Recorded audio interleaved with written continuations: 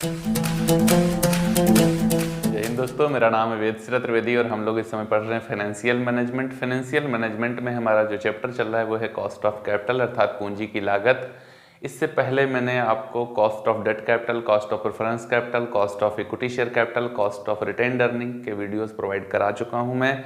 अगर आपने वो वीडियोस नहीं देखे हैं तो प्लेलिस्ट का लिंक डिस्क्रिप्शन बॉक्स में दिया है, वहाँ जा करके आप मेरे सारे वीडियो पहले देख सकते हैं अगर देखना चाहें तो। नहीं देखना चाहेंगे तो बात ही ख़त्म है। अगर हमारा चैनल अभी तक सब्सक्राइब नहीं किया है तो सब्सक्राइब कर लें ताकि मेरे सारे वीडियो आपको आसानी के साथ मिल सकें। आज हम लोग बहुत ही important topic cost of capital में बात करने वाले हैं, जो कि है एवरेज कॉस्ट ऑफ कैपिटल। औसत पूंजी लागत क्या होती है, तो चलिए देखते हैं क्या होती है एवरेज कॉस्ट ऑफ कैपिटल।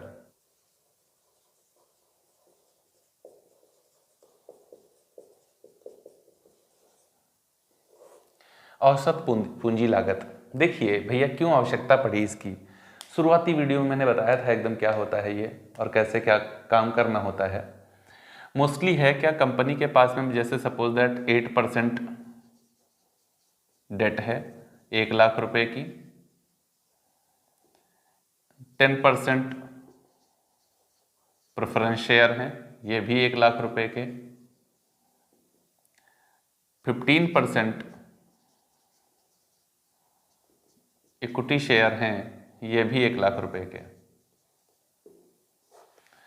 अब 1,00,000 पर 8% के हिसाब से कंपनी को 8,000 रुपये डिबेंचर को इंटरेस्ट देना है।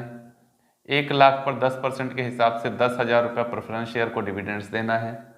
1,00,000 पर 15% के हिसाब से 15,000 रुपया इक्विटी शेयर होल्डर्स को डिविडेंड्स देना है। कुल मिला करके 8 5 13 और 1 1 2 1 3 33,000 रुपया कंपनी को देना है। अब कंपनी क्या करेगी, सबसे पहले ये 1,00,000 रुपया उठाएगी, ऐसी जगह लगाएगी जहाँ से 8,000 आए। ये 1,00,000 रुपया ऐसी जगह लगाएगी जहाँ से 10,000 आए। ये 1,00,000 ऐसी जगह लगाएगी जहाँ से 15 आए। क्या ऐसा पॉसिबल हो सकता है? नहीं, कभी नहीं हो सकता है। मैंने बताया था अगर ये सब के सब 3,00,000 रुपये मिला करके ये 3,00,000 रुपये निकाले जाएं और इनको एक में मिला दिया जाए, सबको मशीन में लगाया जाए और सबको सारी गड्डियाँ एक में मिला दी जाएँ, उसके बाद में उसमें से एक 2,000 का नोट निकाला जाए और पूछा जाए कि बताइए बताइए इसमें से ये डेट वाला है, प्रेफरेंस वाला है या इक्विटी वाला है, तो प्रायिकता निकाली जा सकती है। एग्जैक्ट नहीं बताया जा सकता है कि ये कौन सा है, डेट का है, प्रेफरेंस का है, इक्विटी का है। तो जब ये हम भेद नहीं कर सकते तो क्या इस तरीके से इन्वेस्ट करेंगे? नहीं करेंगे ना। कंपनी ओवरऑल इस 3,00,000 रुपये को उठा करके ऐसी जगह इन्वेस्ट करेगी जहां से उसको कुल मिलाकर के 33,000 रुपये का रिफंड आ जाए, ताकि इस 33,000 को उठा करके इनको दे दिया जाए और इन्हें प्रसन्न कर दिया जाए।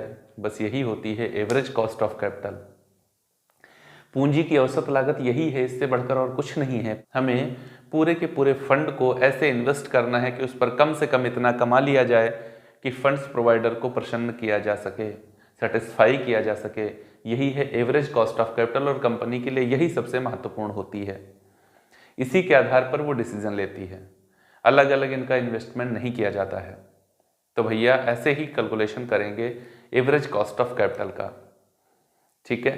तो चलिए देखते हैं कैसे इसका कैलकुलेशन। जब बात करी जाएगी एवरेज कॉस्ट ऑफ कैपिटल की तो इसके दो तरीके हो सकते हैं। पहला है simple average cost of capital और दूसरा है वेटेड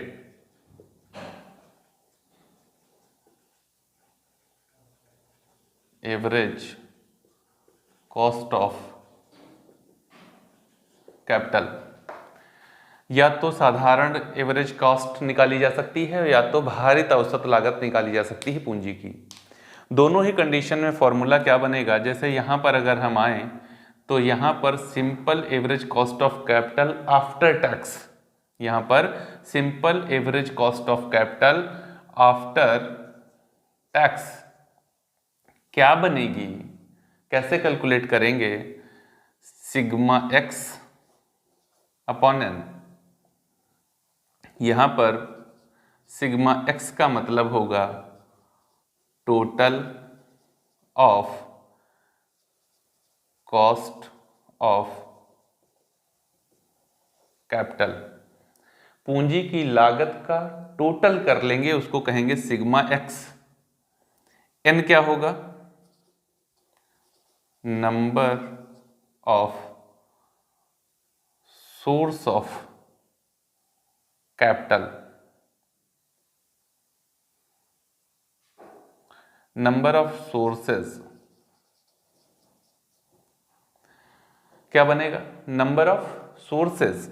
इस तरीके से हम लोग simple average cost of capital after tax calculate कर सकते हैं। अच्छा, यहां आइए, यहां क्या बनेगा? तो यहां पर weighted average cost of capital after tax क्या बनेगा?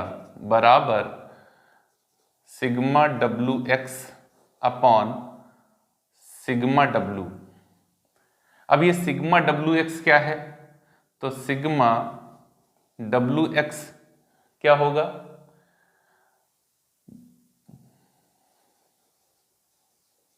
Weight of capital into cost of capital, और सिग्मा डब्ल्यू का मतलब होगा टोटल वेट ऑफ कैपिटल, वो भी कैसे? After tax. ये बहुत इंपॉर्टेंट है। हम लोग को जितना भी कॉस्ट ऑफ कैपिटल चाहिए, जो भी कॉस्ट ऑफ कैपिटल चाहिए, वो कैसे चाहिए? जैसे यहां हमने लिखा total of cost of capital, ये कैसे चाहिए? आफ्टर टैक्स चाहिए, बिफोर टैक्स नहीं चाहिए, आफ्टर टैक्स चाहिए। अच्छा, तो हम लोग यहां पर भी आफ्टर टैक्स कैलकुलेट कर लेंगे, यहां पर भी आफ्टर टैक्स कैलकुलेट कर लेंगे। Average cost of capital, average cost of capital before tax कैसे निकाली जाएगी? तो average cost of capital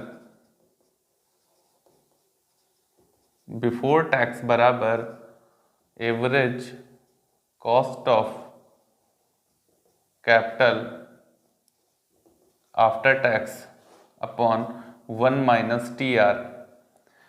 before tax करने का तरीका केवल डेट में अलग है, बाकी प्रेफरेंस में, इक्विटी में, रिटेंड में और एवरेज कॉस्ट में एक ही जैसा है। क्लियर है?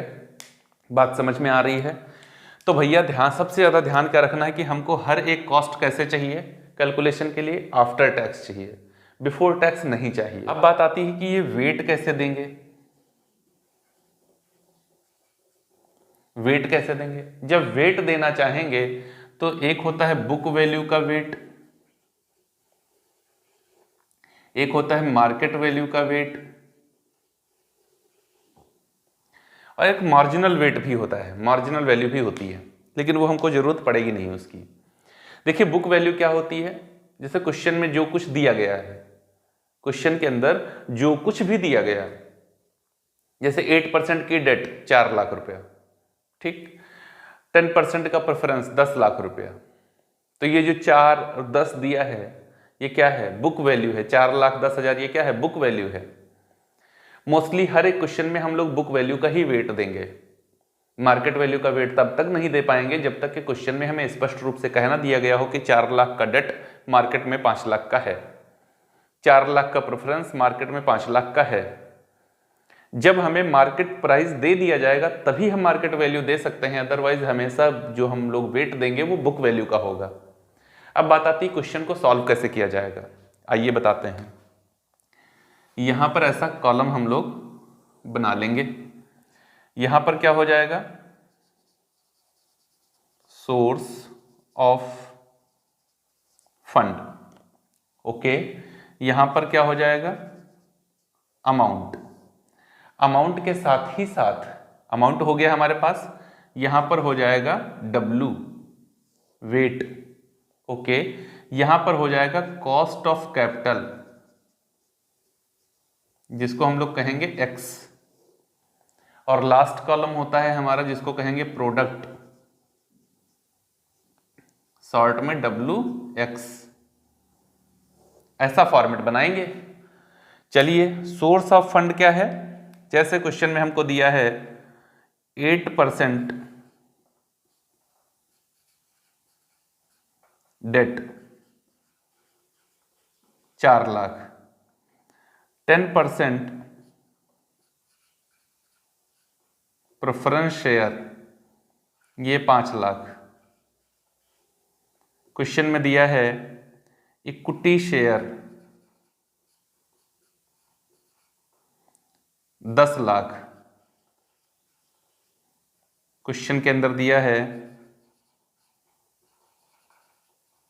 Retained earning 2 lakh. ठीक है, ऐसा क्वेश्चन के अंदर दिया रहेगा हमेशा, कोई इंफॉर्मेशन अलग नहीं है। तो वेट अगर इनको हमें देना हो तो क्या देंगे, सबके 5-5 जीरो हटा लीजिए। इसका वेट कितना हो गया, 4 का वेट हो गया, इसका वेट 5 हो गया, इसका वेट 10 हो गया और इसका वेट 2 हो गया। सिग्मा डब्ल्यू कितना हो गया, सिग्मा डब्ल्यू 5 4 9 2 11, 1 और 1 2, 21 हो गया। बात क्लियर हो रही है ना आपको। ऐसे ही क्वेश्चन करेंगे।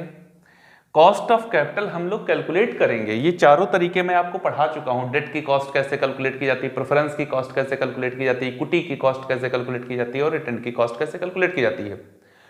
भैया लॉन्ग क्वेश्चन अगर 15 नंबर में आया तो यही वाला पूछा जाता है, क्योंकि यही बन ही रहा है 15 नंबर के हिसाब से। और एक छोटा सा क्वेश्चन डेट का थोड़े लगा जाएगा 15 नंबर में। हाँ, डेट का क्वेश्चन, प्रेफरेंस का क्वेश्चन बहुत इंपॉर्टेंट होता है competition exam point of view से। हाँ, वहां पर इनका यही क्वेश्चन पूछा जाता है, ये क्वेश्चन नहीं पूछा जाता है। ठीक है ना।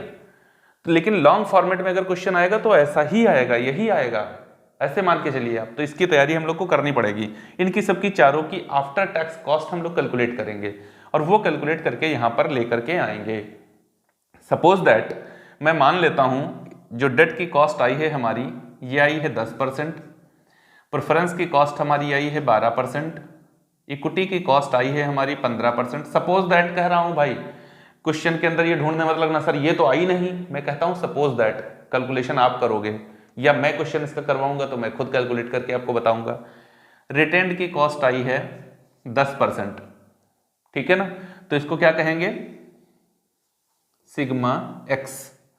5 2 7, 1 2 3 4, 47। ठीक है, इसको बंद कर दीजिए यहां से, ऐसे बंद करते हुए चलिए। अगला कॉलम है प्रोडक्ट का। ओके, प्रोडक्ट कौन, W और X का मल्टीप्लाई जो करेंगे वो आएगा प्रोडक्ट गुणनफल। 10 चौक 40, 12 पंचे 60, 15 सौ 150 और 10 दूना 20। सिग्मा WX बराबर 0, 6 4 10 5 15, 2 17 और 1 और 1 2। लीजिए, जहां मन करे वहां वैल्यू रख दीजिए। अगर यहां की बात करोगे आप तो यहां उठा लाओ वैल्यू। क्या चाहिए हमको, sigma x upon N.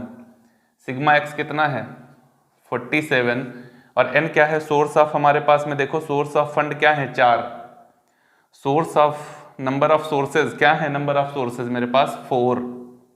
Divide कर दीजिए इसको, कॉस्ट आ जाएगी 4 1 4 बचेगा 7, फिर 4 1 4 बचेगा 3, 4 7 28 और 4 पंचे 20। ये लो कॉस्ट आ गई आफ्टर टैक्स।